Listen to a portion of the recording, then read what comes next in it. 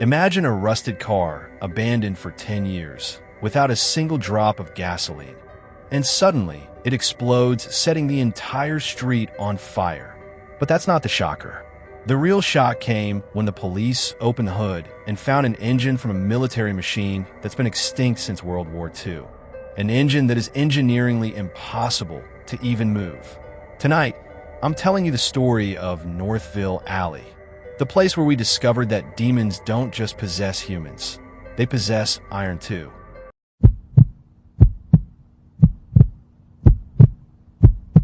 They say that grief is not just a feeling, but a living entity that grows in the dark corners of our minds, feeding on our memories until it becomes the only reality we know. My grandmother once told me, as she watched the sunset from her old balcony, that loss can make a person see what others cannot and do what the sane would describe as madness. I was 7 then, and I didn't understand how someone could get lost in the corridors of their own mind simply because they lost someone they loved. But Oak Haven, that British town swallowed by fog for most of the year, was hiding a lesson I would never forget as long as I lived. It was the winter of 1998. I was 23, at that swaying stage between youthful enthusiasm and the uncertainty of the future.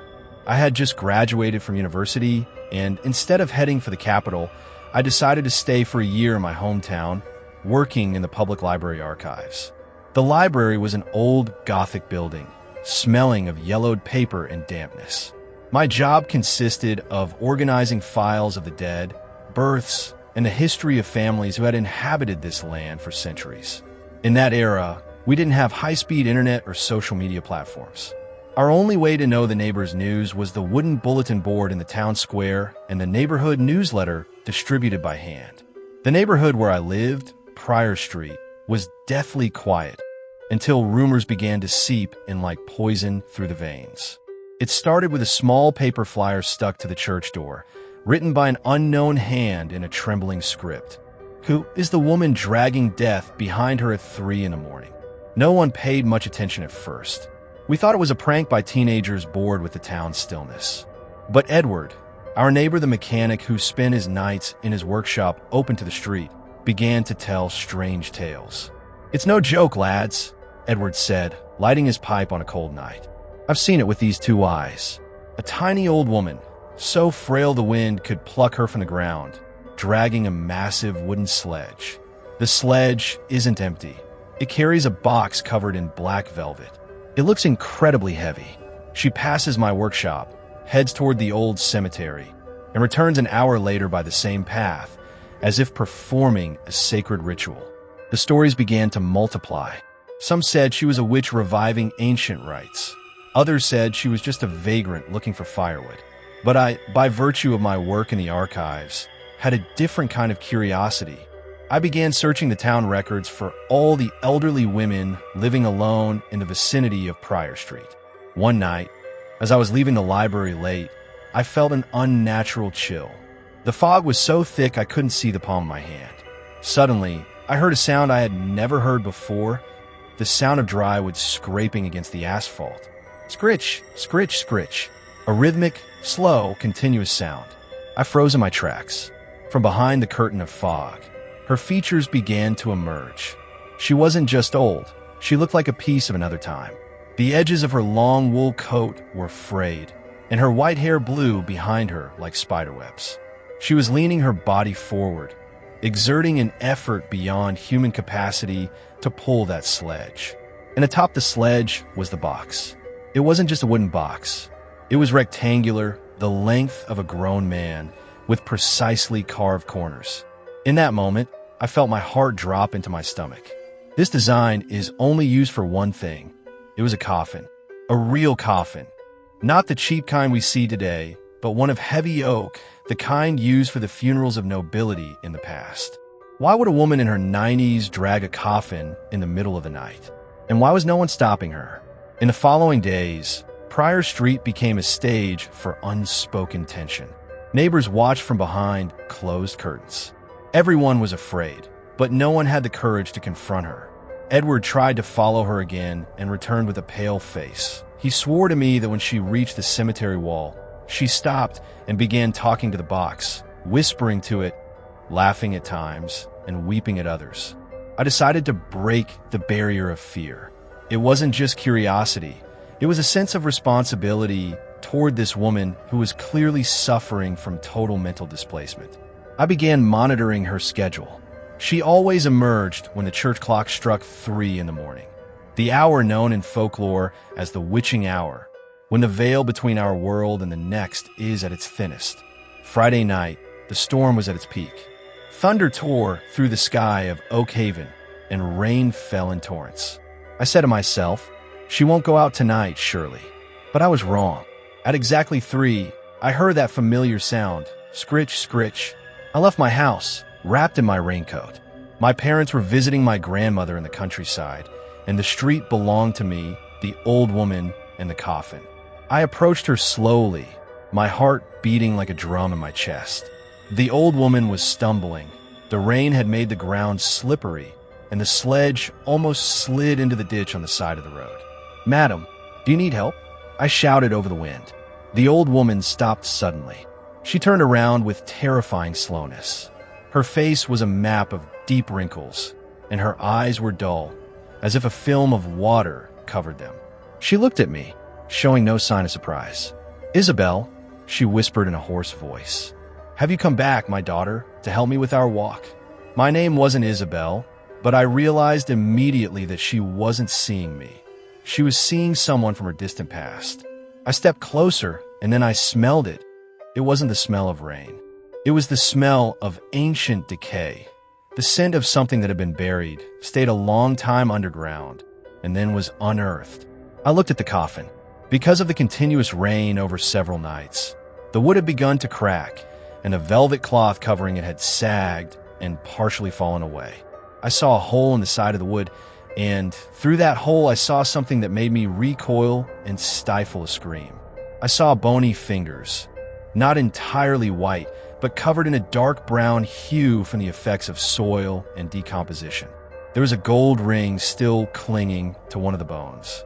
I stood frozen, the rain washing over my face with a harsh cold, but the heat of fear in my gut was enough to incinerate every shred of logic left in my mind. Those bony fingers I glimpsed from the cracks of the coffin weren't just remains. They were living proof that what this old woman was dragging was not memories, but death in its most hideous, naked form. "Madam," I called out, my voice trembling. "Eileen, it's very cold. Let's go back to your house." She turned toward me very slowly, as if her neck were rusted joints that hadn't been oiled in decades. Her features didn't suggest evil, but holiness. She was wiping raindrops off the surface of the coffin with a tenderness only a mother gives her newborn. "You can't come in now, Isabel," she whispered in a voice drowned in ecstasy. "Arthur has just woken up. He has been asleep for a very long time. 3 years of silence under that heavy soil. Don't you hear? He's complaining about how cramped it is." In that moment, I swear I heard a sound. Not a human voice, but a rustling, as if bones were rubbing against each other inside that wooden box. I took a step back, then another, but her eyes held me in place. They were eyes drowned in a pale gray, as if they reflected the town's eternal fog. "Come," she said, extending her thin hand, which looked like the branches of a dead tree. "Touch him. He's still warm in my heart. He told me last night, when we were at the church wall, that he missed seeing the stars.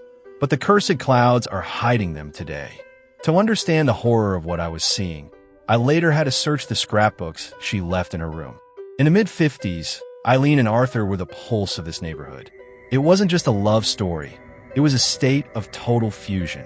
Arthur was a carpenter, and, in a cruel irony, he was the one who made with his own hands that coffin he now inhabited.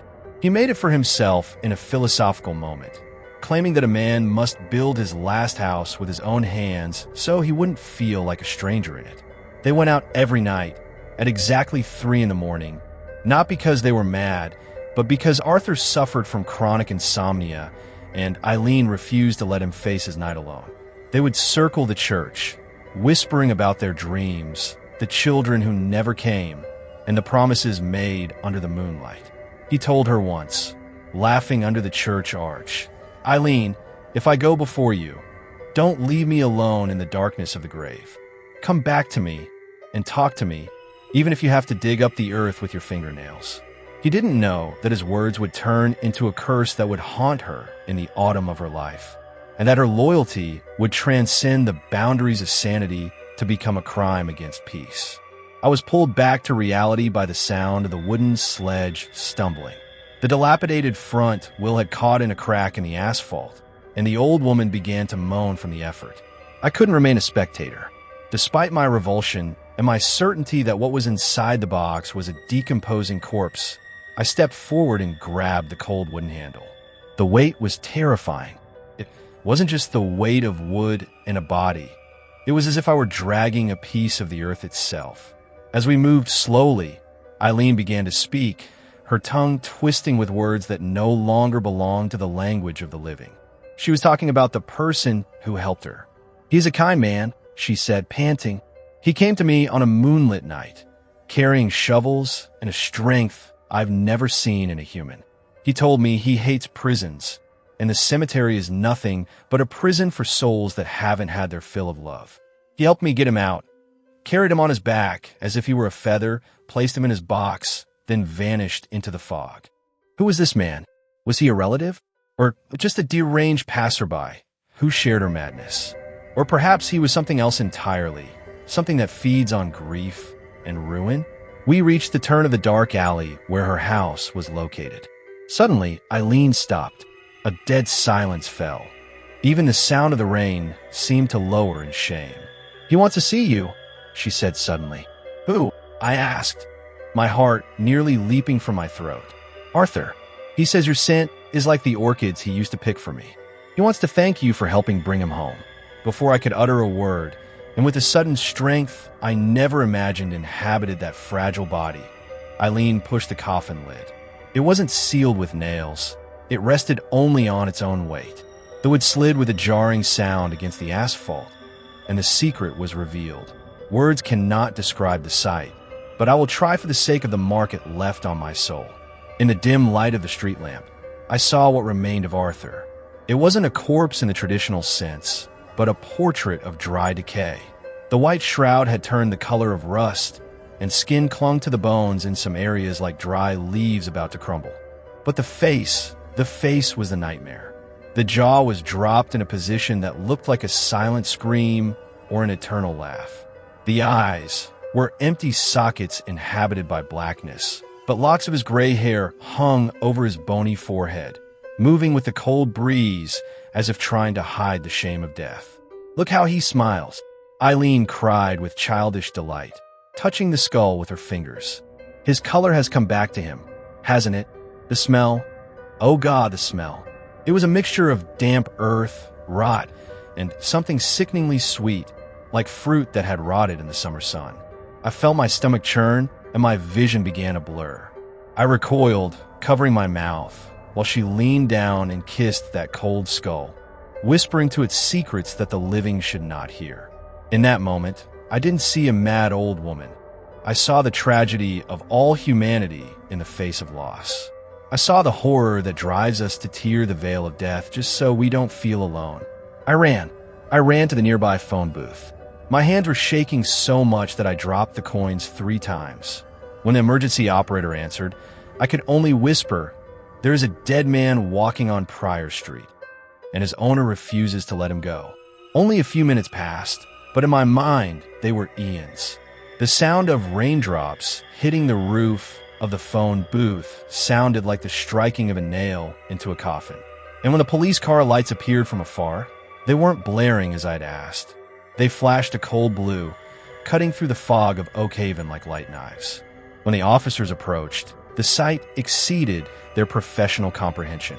They found Eileen kneeling beside the coffin, singing in a low voice an old tune from the 1940s. She was combing through what remained of Arthur's hair with her words, and she showed no resistance when the young officer, Miller, placed his hand on her shoulder. Instead, she turned to him with a strange smile and said, "You're late. We've just finished our walk." They took me to the side of the road. I was shaking so much that the blanket they placed over my shoulders wasn't enough to warm my soul. I watched the paramedics handle the coffin with a sickening caution. The scene was cinematic. Flashlights revealed the details of the decomposing body. Police cordoned off the area, and neighbors who had been hiding behind curtains began to poke their heads out like crows smelling death. The next day, sitting in the warm interrogation room at the police station, facts began to emerge, and with them, the mystery deepened. Inspector Clark told me that the grave in the town's cemetery hadn't just been disturbed, but had been professionally emptied 3 years ago. The question that lingered in the station corridors: how could a woman in her 90s, suffering from brittle bones, extract a coffin weighing more than 100 kilograms from under 2 meters of earth? The police began reviewing visitor logs and questioning gravediggers, but no one had noticed a thing. Eileen, in her interrogations, spoke of the man in the gray coat. She described him as an angel of mercy who asked for nothing in return, only to see her smile as she regained her husband. A theory spread through the town that the helper might have been another mentally ill person living in the suburbs, or perhaps someone who had also lost his wife and decided to rebel against the laws of nature by helping Eileen. But the archives where I worked revealed something more terrifying. I found an old report from 1980 about a young man whose body went missing under similar circumstances. That young man was Eileen's only son, who was said to have died in an accident and whose body was never found. Was the helper the son who didn't die? Or was he just an embodiment of her collective madness with someone no one else saw? This question remained open like a wound, adding to the mystery and darkness of the story. Eileen was moved to St. Jude's nursing home, but she wasn't really there. She entered a state doctors call catatonic stupor. She would sit by the window, staring into the void, moving her right hand as if holding the hand of an invisible person. I visited her twice a week. I didn't do it just out of pity. I was trying to understand that power that makes a human prefer living with a corpse over living in loneliness. During my last visit, a week before she passed away, she suddenly grabbed my hand.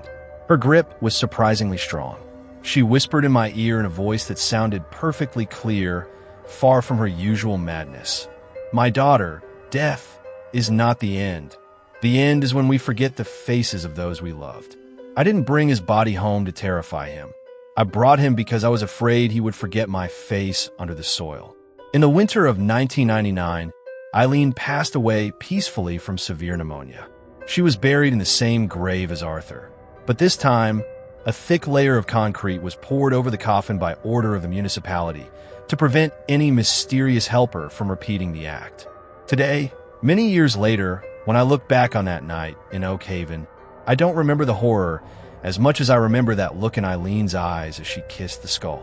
That incident taught me that the line between loyalty and madness is a very thin thread, woven by grief in a way that only those who have tasted the bitterness of absolute loss can understand. I closed the archive files and left that town, but whenever I see an elderly woman dragging a shopping cart in the city crowds, or hear the sound of it scraping on asphalt on a rainy night, my heart stops for a moment. And I wonder, did Arthur and Eileen really leave?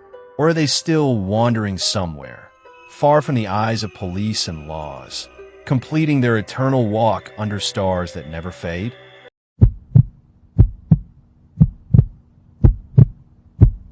What I'm about to tell you is not just an incident. It is a sequence of events that occurred with a strange cadence in the year 2012, in that quiet neighborhood where silence reigns and dark pedestrian paths cut through. I live at the end of a cul-de-sac, St. Clair Street. Behind my house, narrow alleys branch out. One leads toward the noise of the train station and the markets, and the other swallows you into the embrace of abandoned suburbs, where old houses sleep behind thick ivy. That summer was stifling. The air was so heavy you could feel it scratching your lungs. At the end of the alley leading to the suburbs stood a derelict old mansion called Victoria House, which had stood abandoned for 30 years. Suddenly, and without warning, a group of workers appeared. They weren't ordinary construction workers. They wore no recognizable company logos, and they carried no modern equipment. There were 5 men, their faces etched with hardship, and their eyes never looked at you. They looked through you. I would watch them as I returned from my weekly grocery trips. I'd wear my massive headphones, listening to Rammstein's industrial music, rhythms that matched the beat of my anxious heart. That day, I spotted them at the entrance of the alley. They were sitting on the edge of the curb, smoking in a heavy, silent greed. They didn't speak, they didn't laugh. They just stared into the void as if waiting for something. As I passed them, a cold shiver ran through me despite the heat. One of them, a massive man with a scar running from his ear to his throat, glanced at me with a look devoid of any human emotion. He held his cigarette between fingers stained with black soot. I prayed they wouldn't notice my nervousness. They represented a kind of silent danger, the kind that doesn't scream, but lurks. I reached the corner of my street, where my elderly neighbor Morris lived. Morris was obsessed with his hedgerow, a massive wall of juniper bushes that fenced his garden like a green fortress. But the drought had turned that wall into a giant pile of fuel. While pretending to adjust my shoelaces to keep an eye on the workers, I saw the scarred man stand up. He walked a few steps toward Morris's fence and, in a movement that seemed casual but felt utterly intentional to my eyes, he flicked his glowing cigarette but into the deepest point of the dry brush. He didn't look back. He returned to his companions, and within seconds, they grabbed their gear and vanished inside the abandoned mansion. I went in my house, put the groceries on the table, and immediately headed to my upstairs room. My chest felt tight. I looked out the window towards St. Clair Street. The air was terrifyingly still. No wind, no birds. Only the summer heat dancing over the asphalt. 10 minutes passed. Suddenly, I saw something strange pass in front of my window pane. At first, I thought my eyes were deceiving me. It looked like flakes of black snow falling in the month of August. I opened the window, and a scent I will never forget slapped me in the face. The smell of burning resin and ancient wood. I looked to the right, and my heart dropped into my stomach. Morris's fence wasn't just burning. It was exploding in orange. The fire was crawling through the dry bushes with a speed that defied logic. It twisted like snakes, jumping from branch to branch in fractions of a second. I ran to the phone, called the Neighborhood Protection Committee, of which I was a volunteer member, and rushed into the street in my light shirt. Before I could even reach the middle of the road, the entire 30-meter fence had turned into a wall of pure hell. The heat was so intense, I could feel the paint on parked cars beginning to blister and peel. Neighbors emerged one by one, their faces reflecting terror and helplessness. We all stood there holding pathetic garden hoses, looking pitiful against that orange giant. Suddenly, something happened that deepened our horror. The fire, as if possessed by a will of its own, leapt toward the ancient oak tree in the center of Morris's garden. In seconds, I swear to you, Joel, it was seconds, the massive tree turned into a giant Olympic torch. We heard the crackling of the wood splitting under the pressure of the heat, a sound like gunshots. Then, a strange silence fell as the tree transformed before our eyes from a living thing into a charred, black husk in a solemn, funerary display. Finally, sirens wailed. 3 fire trucks arrived, and the men began battling the flames to prevent them from spreading to the neighboring houses. After an hour of bitter fighting, they brought the situation under control. I stood there, covered in ash and soot, my eyes searching for the scarred man. There was no sign of the workers. I grabbed one of the firefighters, a man who looked utterly exhausted. I told him in a trembling voice, "Sir, I saw them, the workers in the abandoned mansion." One of them threw a cigarette into the fence on purpose. The officer looked at me with eyes red from the smoke, wiped his forehead, and said in a tone full of dismissal, "Son, you're young, and it's natural to look for a villain for your story. The summer is dry, the fence is dead, and today's heat was enough to set a rock on fire. Go home, wash your face, and leave the investigation to us." He shut the door in my face, not just physically, but he shut the door on the truth. In that moment, I felt another fire igniting inside me, the fire of rage. I realized that neighborhood protection would no longer be just a hobby. It would be my personal obsession. After the night the oak tree charred, St. Clair Street was never the same. The smell, that pungent scent of burnt wood lingered in the air for weeks. a constant reminder that the monster was still here. The firefighters didn't believe me, and the neighbors didn't care for my story about the scarred man, but I knew the truth. I decided to officially dedicate myself to the neighborhood watch. It was no longer about putting a sticker on my window. My home became a watchtower. Because of my work as a nightly technical translator, my waking hours began when the world went to sleep. I would sit in my upstairs room, lights off, watching Victoria House at the end of the alley from behind the curtains. The 5 workers were still there. I never saw a construction truck enter the mansion. I never heard the sound of drilling or demolition. All I saw was the smoke from their cigarettes rising from the shattered upstairs windows and the dim light of old kerosene lamps dancing behind the dusty glass. One night, specifically in October, the wind was howling through the narrow passages. I was standing on my balcony when I saw them exit the mansion. They walked in a single file, wearing long, dark coats. They didn't head toward the city. Instead, they stood at the spot where Morris's fence had burned. They stood there for minutes, completely silent, staring at the charred stump of the tree as if venerating a sacred relic. Then, the scarred man suddenly turned toward my house. I swear to you, Joel, despite the pitch darkness in the distance, I felt his gaze pierce through the curtains and settle directly into my eyes. He slowly raised his hand, and with a flick of his wrist, he sparked his metal lighter, letting the flame dance in front of his face for seconds before extinguishing it and returning to the shadows. It was a clear message. We see you too. Months passed, and February arrived with its biting cold. I had succeeded in scaring off some vandals and reported a drug dealer using the alley corner as a base, but my eye was always on house number 20.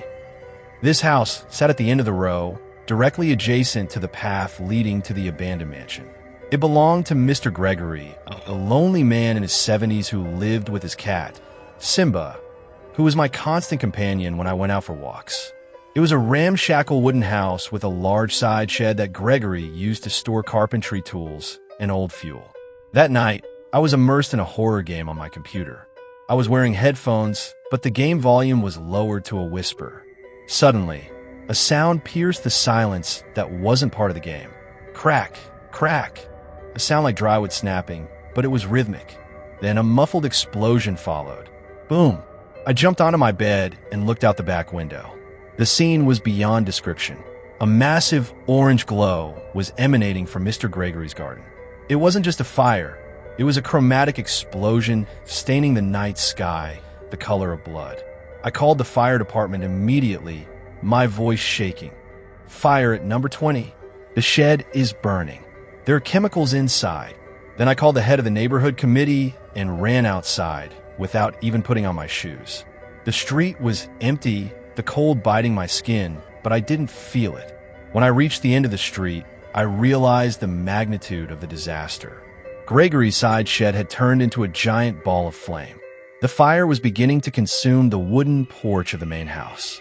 Worse still, the high wooden gate was locked with iron chains I had never seen before. Gregory, get out! I screamed at the top of my lungs, banging on the front door, but there was no answer.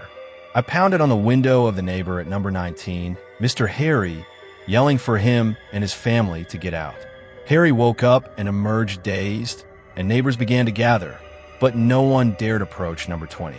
A moment of madness, or perhaps desperate courage, took hold of me.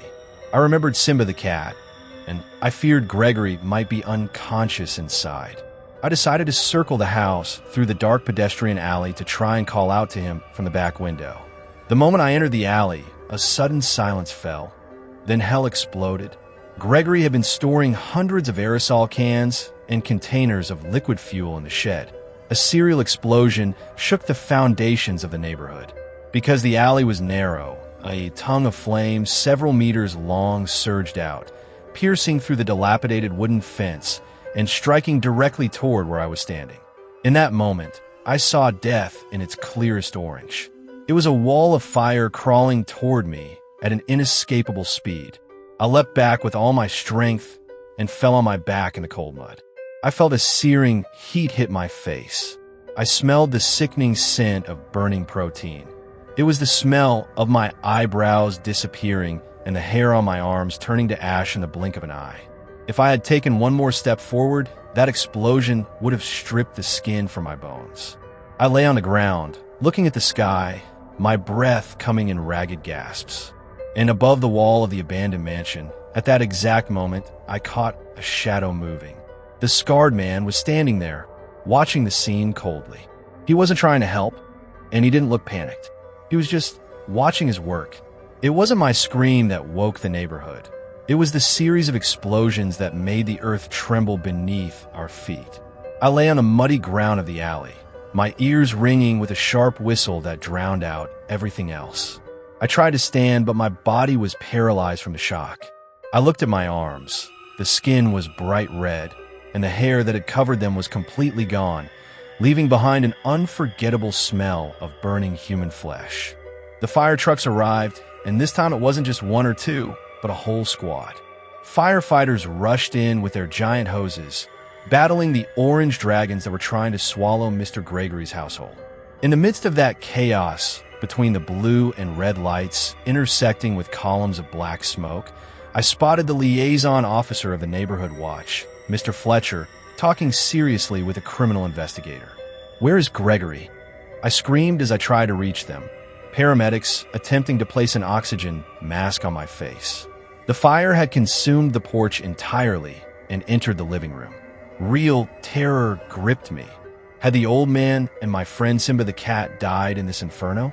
After an hour of bitter fighting, the fire died down, and house number 20 became a bleak, black skeleton emitting steam. Then, the certain news came. Mr. Gregory was not home. He had traveled 2 days prior to visit his son in the countryside. The house was empty. As for Simba the cat, she was the first to sense the danger. A neighbor later found her hiding under a car at the end of the street, shaking but alive. But the news that froze the blood in my veins was what investigator Miller said later. The fire wasn't an accident caused by the heat or an electrical short. It was arson, pure and simple. Someone poured an accelerant on the wooden shed door and lit a match. I immediately remembered the strange workers in the abandoned mansion. I ran to the inspector and told him what I saw about the scarred man who watched me from above the wall while the fire tried to consume me.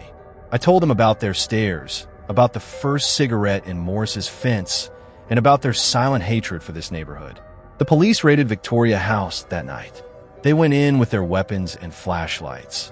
I watched them from afar, my heart pounding like a hammer. But the shock was waiting for everyone. The mansion was completely empty.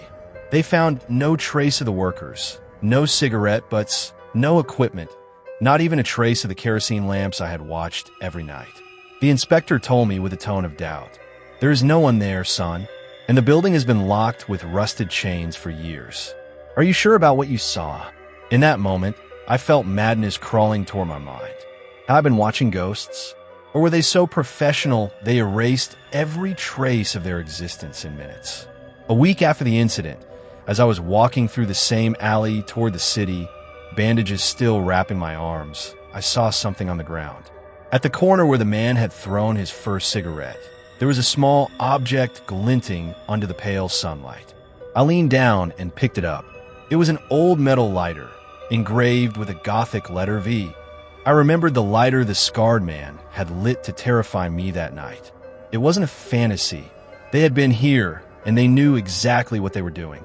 There was a nearby bar that had security cameras overlooking the alley entrance, but ironically, the management told us the cameras were out of service for maintenance that specific night. No one was caught, and it was never known who those workers were or why they targeted the piece of St. Clair Street. 10 years have passed now. The smell of the burnt fence has faded, and the black shed was removed and replaced by a new house of brick and cement. But for me, the year our lives were filled with the smell of fire has never ended. I still can't stand to look at fire. Even birthday candles trigger a tightness in my heart that never goes away. I exhausted all my luck in that desperate leap away from the wall of flame. Sometimes on dry summer nights, I sit at my window and watch the abandoned Victoria house. The mansion is still silent, but I swear that sometimes I catch a whiff of cigarette smoke rising from the upper window, and I hear a familiar whisper saying, "Fire doesn't die." it only waits for the right wind. If you ever see a fire breaking out, don't try to be heroes. Fire doesn't respect courage. It only respects those who stay away from it.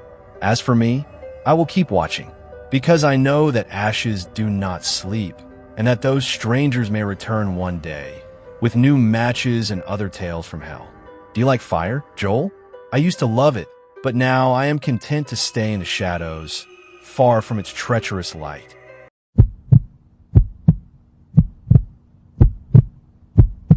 I lived with my family in the quiet suburb of Oak Ridge for many years. It was a neighborhood overflowing with warmth. Faces were familiar, gardens intertwined, and the bonds between us transcended mere neighborliness to become steadfast friendships. We used to gather on weekends for our usual rituals, fishing in the local lake or huddling together to watch the horse races we all adored. Because we cherished this tranquility, we decided, in a collective burst of enthusiasm, to establish a community watch. At first, it seemed like a recreational activity for the men. The neighborhood was an oasis of safety where nothing disturbed the peace. However, we completed the official paperwork, and soon the windows were adorned with watch stickers. A massive metal sign was erected at the main gate, announcing to all that this neighborhood was under surveillance.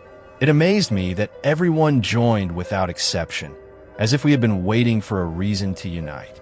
The months passed uneventfully, so we created a digital group on the Signal app to exchange messages. Mostly, we used it for banter or to conduct mock drills for response times.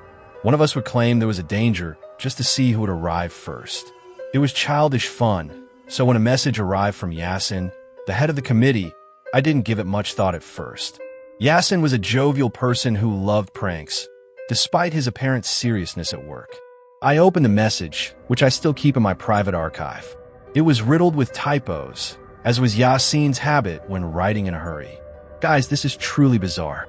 I received 2 separate reports from Grandma Martha and Mrs. Eileen about an eccentric individual. He looks like an outcast in ragged clothes, wandering right down the middle of the main street. We're not against passersby, but the problem is what he's dragging behind him. Martha swore it's a Komodo dragon, while Eileen said it's a giant monitor lizard tethered by an iron chain. Both are elderly, but they insist on what they saw. We are in a cold, mountainous region. These reptiles don't live here at all. Be careful out there. Nobody wants to end up as dinner for an unknown reptile. Regards, Yasin. I called Yasin to laugh at his joke, but the trembling in his voice cut my laughter short. He was as stunned as he was terrified. I asked him, what could they have misidentified? A large dog, he replied. No dog crawls on its belly, my friend. We brainstormed other possibilities. A lost alligator? A strange, wild animal? We ended up naming this mysterious creature the Beast of Chains. I volunteered to monitor the street at night, taking advantage of my children's absence at a scout camp and my wife's late shifts at the diagnostic lab. I wanted to be the watchful eye protecting the neighborhood and prove to Yasin that I was up to the responsibility. On the first night, I saw nothing but stray cats. On the second night, I saw a staggering shadow in the dark and held my breath, only to discover later it was a neighbor's teenager trying to sneak back home after a late night out. I chose silence and didn't report him. But the third night was different, a night washed in brilliant moonlight. I felt an urge to break the routine of waiting, so I went out for a brisk walk at 1 a.m. I was walking slowly, breathing in the cold air, when suddenly, at the bend of the road, the blood froze in my veins. I saw a massive silhouette emerging from the shadows. The Beast of Chains was no mere myth born of old women's imaginations. The man leading it looked like a human mountain, wearing a long, tattered leather coat that trailed behind him, his face hidden behind a thick beard and chaotic hair. Amidst his heavy footsteps, I heard a sound I had never encountered before, the sound of rough friction against the asphalt. Under the glow of a streetlight, I saw the creature. It was a black beast, crawling slowly and steadily behind its master. It was a juvenile Komodo dragon, nearly 2.5 meters long. I learned later that this species can grow into a lethal killing machine. I stood behind the trunk of a massive tree, trying to process the surreal scene. I should have moved, but horror paralyzed my limbs. I remembered the police instructions regarding the emergency tech service. With a trembling hand, I pulled out my phone and sent a brief message. Giant man leading a Komodo dragon on Pine Street. Situation very dangerous. Send immediate backup. While I waited, a terrifying hiss escaped the beast, resembling the breath of a waking volcano. Then I heard the man's voice. It was deep, as if coming from a bottomless well, whispering to the creature. "Do you smell someone, Lily? Are intruders watching us from behind those trees?" I realized I was exposed. Instead of running and being hunted, I decided on a confrontation of false calm. I stepped out from behind the tree, raising my hand in greeting. "Beautiful night for a walk, isn't it?" The man replied with an angry snarl, while Lily let out a sound that made the hair on my neck stand up. I tried to stall by talking about the animal and its beauty, while my ears caught the distant wail of sirens.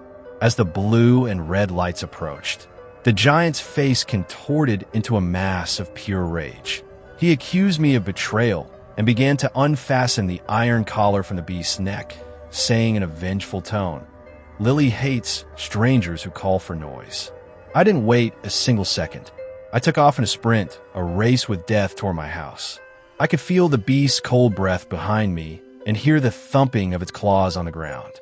I managed to get the key into the lock by some miracle, threw myself into the hallway, and slammed the door with all my might. From the upstairs window, I watched the standoff. The police arrived along with a specialist wildlife team. Surprisingly, the confrontation wasn't as violent as I expected. Rather, it was an unexpectedly sad moment. The massive man knelt on his knees, patting the beast's head in a final goodbye, while the experts surrounded them and gently led Lily into a large iron cage. The man, whom we later learned was named Elias, was led to the police car without resistance. He looked back with a heartbreak that was palpable, as if he were losing a member of his family. The next day, I became a hero in the eyes of the neighborhood, but I felt a lump in my throat. We discovered that Elias was a former worker at a nature reserve in a distant country. He had found Lily, injured when she was small, saved her, and fled with her after the reserve closed. She was his only companion in a ruthless world. Today, Lily lives in a major national park, while Elias has passed away after a battle with illness. But before he left, he made sure his companion was safe. Whenever I pass that tree, I still hear the ghost of chains dragging on the ground in my imagination, and I remember that monsters aren't always the ones with the fangs.